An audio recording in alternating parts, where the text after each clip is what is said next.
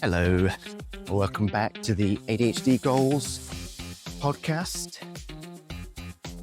Today, I want to talk to you about a tool that you can use to help with procrastination. So, procrastination is something that is a real challenge for people with ADHD and can be the root problem of getting things done.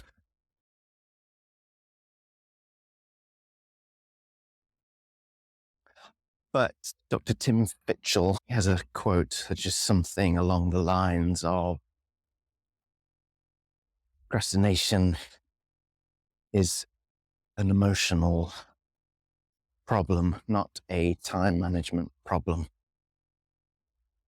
And with that said, if we can get to the root of what is the emotional trigger that is causing the procrastination, if you can figure that out for yourself, for your own procrastination tendencies, then you will be better placed to design solutions to overcome your own personal procrastination. So, the tool that I want to talk about today is a procrastination journal. So, this is something that you can, journaling itself is obviously something that people suggest that is good for self-awareness. And I have journaled occasionally in fits and starts. And I imagine that if you have come across journaling before and tried it, you've probably tried it for a week or so, and that's it. Because obviously, if you lose interest in it, we with ADHD tend to forget about it after a while. But don't let that put you off, because this can be done in a relatively short period of time, over a week. And once you review the results after a week, you'll know a little bit more, or perhaps a lot more, about what is causing you to procrastinate. So this is not a forever task that you need to put into your daily routine forever and ever. This is just something that we can do for a week and see what the results are. So if ever you're going to do any form of journaling, you need to have whatever it is you're going to capture your thoughts on to hand regularly. Now, we all have phones these days, so you can use a journaling app on a phone, or you can use just a notes app on your phone. You can maybe set up a reminder to do it, or you can use the traditional method of a notebook just to capture these thoughts. But what is important, it's not necessarily important where you capture it. It's more important to discuss what to capture. I'm going to pause right now.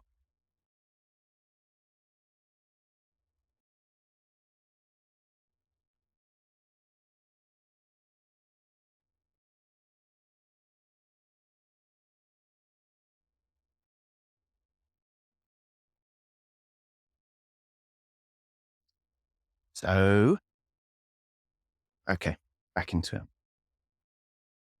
It's not necessarily, the key thing here is not where you capture, in what format you capture.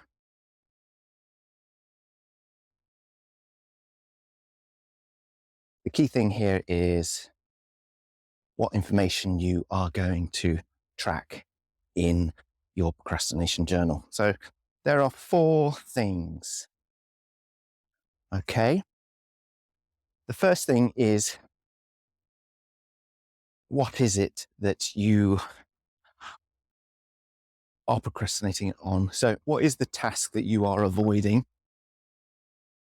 Okay, because giving a note of this will help you understand if there is a pattern between the types of things that cause you to procrastinate. And this will allow you to maybe analyze these tasks and see if there's any way that you can make them easier. Maybe they're using too many of your executive functions, or maybe it is something that you were just better off delegating or outsourcing. So the first thing is to capture, what is it that you are avoiding doing when you find yourself procrastinating? Easy for you to say. The second thing is to capture when. What time of day is it that you are catching yourself procrastinating? I suppose the day of the week is also important as well. Might as well make a note of that. Because again, if you speak at the end, when you analyze the results, if there is a pattern between you procrastinating after lunch or in the evening or in the morning, this will help you better understand maybe, is there a better time of day to tackle these sorts of tasks that would help prevent the procrastination from happening. The third thing is, how are you procrastinating? So what is it that you are choosing to do instead? So procrastination is very rarely doing absolutely nothing instead of the important thing that you should be doing. Quite often you can replace the doing of the important thing with doing other things which are less important, or even just complete time killers, like scrolling on social media or binge watching on Netflix, that sort of thing. But it could also be that you are doing, useful things, a bit of housework, but maybe that housework could have waited, but you really probably should have been doing that assignment, that report, whatever it is. So what is it? How are you procrastinating? What is it that you're doing instead of the important thing? And then the last thing to capture is, why do you think you are procrastinating? And to help answer this question, why are you procrastinating? And this is really the thing that is going to be the most useful in the long run for understanding your own personal relationship with procrastination. So there are 7 procrastination triggers, according to Dr. Tim Fitchell. He's an expert in procrastination. I mean, that's not because he does nothing all day. It's because he's done some research. And he says the 7 triggers for procrastination are: number 1, boring; number 2, the task was frustrating; number 3, the task was difficult; number 4, it was ambiguous; number 5, unstructured; number 6, it's not intrinsically rewarding, i.e. not fun; and number 7, it was lacking in personal meaning. So when we look down that list, I would pair some of these up as being sort of fairly similar, but you can see, boring, not intrinsically rewarding or fun, that's probably going to be a dopamine issue. Frustrating or difficult, that's probably because it's challenging our executive functioning. So that's probably why we're procrastinating on that. Ambiguous and unstructured, again, that is a executive functioning issue. We can't, once it becomes too many steps or we're not clear on something, it becomes a bit overwhelming. But I think the last one, lacking in personal meaning, for me, I think that is an extension of, boring, You can't see the purpose of it because of the lack of dopamine. If you don't think it's rewarding or has any personal meaning to you, then eventually you're not going to see the purpose of it. But the key thing with these, by assigning one of these triggers to your own procrastination in your procrastination journal, is that the next step after you've reviewed the procrastination journey in, say, a week's time, you'll use these procrastination triggers to actually see if you can then reverse the trigger. And what I mean by that is the task that you're procrastinating on. If it was boring, how can you make it exciting? If it was frustrating, how can you make it pleasant? If it was difficult, how can you make it easier? If it's ambiguous, how can you make it clearer? If it's unstructured, how can you make it structured? I think you're getting the idea. If it's not intrinsically rewarding, how do you make it intrinsically rewarding? If it's lacking in personal meaning, how can you assign a strong personal meaning to it? And so when I talk about the two systems in the brain, system one, the procrastinator or the chimp, or system two, the human brain, or how I like to call it, the designer. The point is that when we are in designer mode and we're reviewing our procrastination, this is where we start designing solutions for when we're in our procrastinator mode, our system one.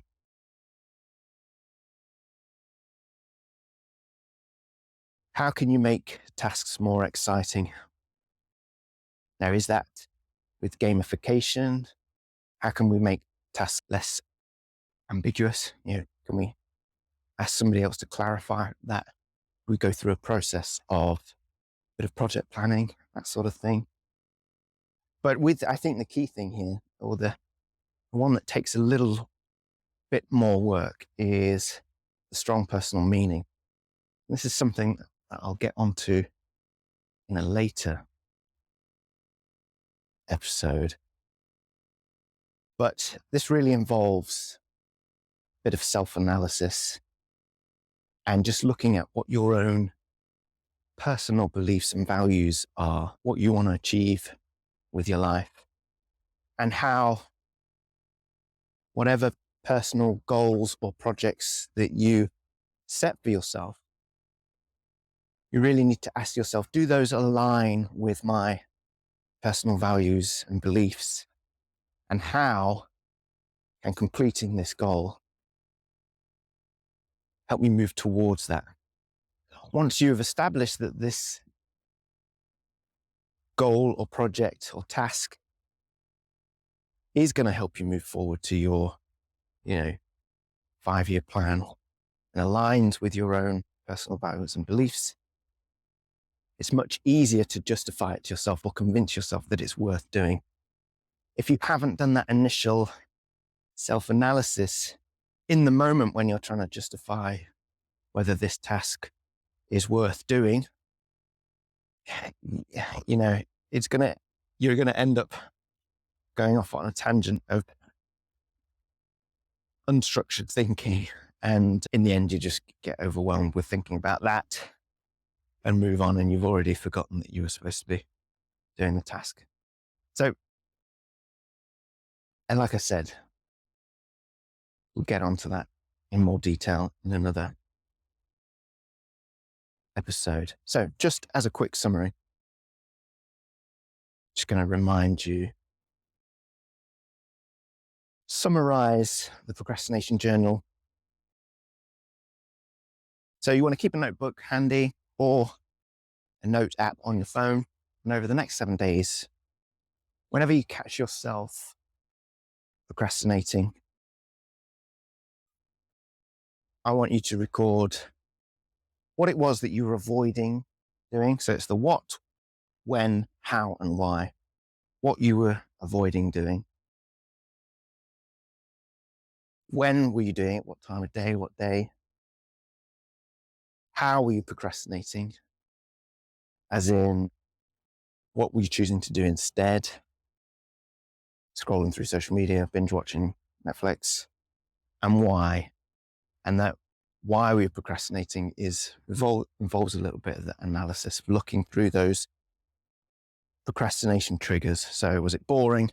Was it frustrating? Was it difficult? Was it ambiguous? Was it unstructured? Was it not intrinsically rewarding? Or was it lacking in personal meaning? And in a later episode, I'll run through a little exercise that you can do to help you design a solution for those repeating tasks that you procrastinate on. Okay, that's all for now. Take care. Bye.